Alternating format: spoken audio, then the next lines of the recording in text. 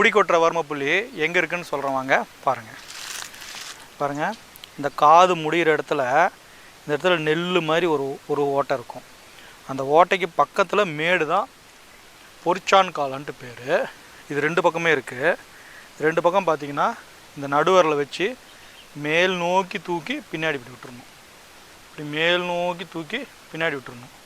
மேல் நோக்கி தூக்கி பின்னாடி விட்டுறணும் 3 வாட்டி. சரிங்களா? இது ஒரு வர்மப்புள்ளி. இன்னொரு வர்மப்புள்ளி சீரும் கொல்லி. இது உச்சிக்குழி இருக்குது பார்த்தீங்களா, குழந்தைக்கு உச்சி துடிக்கும் பார்த்தீங்களா, அந்த பாயிண்ட்லேருந்து 6வது விரலில் இருக்குது. அந்த உச்சி துடிக்கிற இடத்துல நம்ம தம்மை வச்சுக்கணும். கரெக்டாக இப்படி வச்சிங்கன்னா 6 விரல் வரும். சார் இப்படி வாங்க, கரெக்டாக வச்சிங்கன்னா 6 விரல் வரும். பாருங்களா? இந்த இடத்துல இப்படி ஸ்டிமுலேட் பண்ணணும்.